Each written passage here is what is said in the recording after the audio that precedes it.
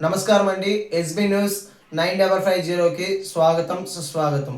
ఏ రోజు వార్త ఆ రోజు మనకు అప్డేట్ కావాలంటే ఎస్బీ న్యూస్ 9550 ఛానల్ను మీరు సబ్స్క్రైబ్ చేసుకుంటే ప్రతిరోజు వార్త మీకు అప్డేట్గా ఉంటుంది.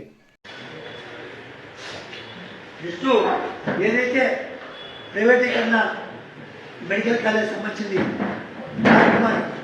ప్రతి గ్రామం కూడా రాయలసీమ కూడా పెద్దమంతో వేసి అడుగు వచ్చిన జరుగుతుంది.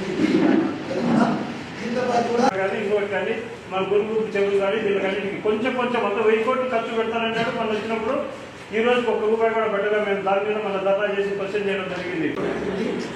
కూడా ఆర్థిక సంబంధించి మన జిల్లా అధ్యక్షులుగా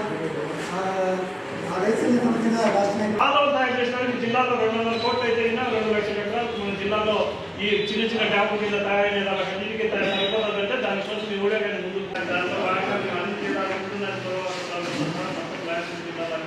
డ్యామ్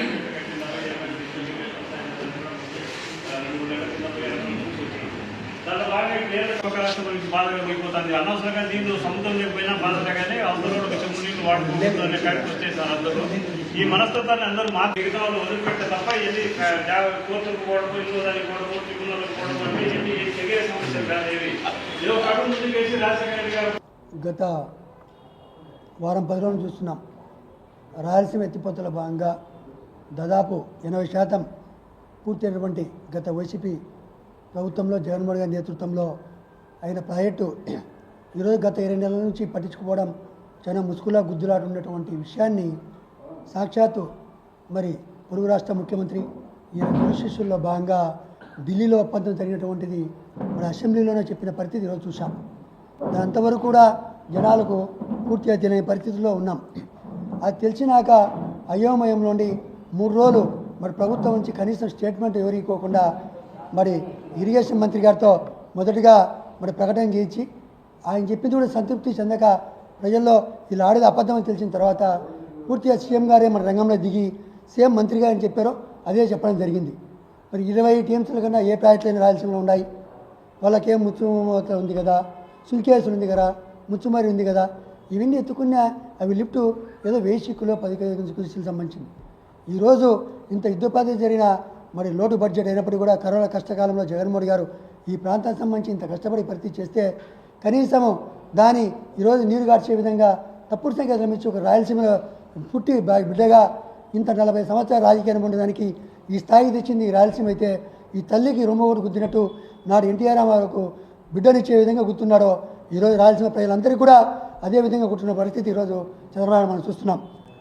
మరి ఈయన ముఖ్యమంత్రి గతంలో ఉన్నప్పుడు కూడా మరి ఆ పక్క తెలంగాణలో మరి పాలమూరు, రంగారెడ్డి, మరి దిండి, కల్వకుర్తి, నిత్యంపాడు ఇవన్నీ ఎత్తిపోతులని కూడా అక్రమంగా అనుమతులు లేకుండా ఆ రోజు కట్టి ఈరోజు మన జగన్మోహన్ గారు ముందుకు వచ్చి కట్టినప్పుడు కూడా దీనికి యాడ్సాప్ ఇచ్చి మరి స్వాగతించి మరి పనిని పూర్తి చేయకుండా ప్రాజెక్టు పూర్తి చేయకోకుండా ఈరోజు మళ్ళీ ఎదురుదారి చేసే పరిస్థితికి ఈరోజు వస్తూ ఉంది. మరి దివంగత రాజశేఖర్ గారు ముఖ్యమంత్రి అయిన తర్వాత మరి ఏదైతే కనీసం మిగులు జలాలైనా పుణ్యపోయినా వరద వచ్చినప్పుడైనా మేము వాడుకుంటామని చెప్పి ఆ రోజు జలయజ్ఞంలో భాగంగా యుద్ధపతి చేరిన మరి ప్రాజెక్టుని పరుగులు ఎత్తించి ఈరోజు రాయలసీమ సస్యశ్యామలంగా ఉందంటే దానికి కారణం దివంగత ముఖ్యమంత్రి రాజశేఖర్ గారు. ఈ 2 ప్రశ్నలు సూటిగా సమాధాన పరిస్థితి ఈ ప్రభుత్వం చెందినకు ఉందని చెప్పి ఒకసారి తెలియజేసుకున్నా.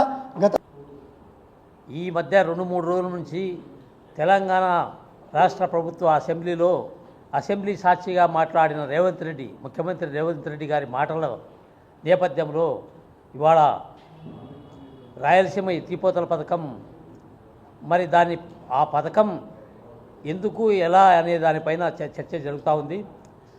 అదైతే మాత్రం రాయలసీమ ఎత్తిపోతల పథకం మాత్రం రాయలసీమకు జీవనాడి అనే అంశం స్పష్టం. అది లేకుండా రాయలసీమకు ఇప్పుడున్న ప్రాజెక్టులకు నీళ్లు వస్తాయన్న పరిస్థితి లేని పరిస్థితి.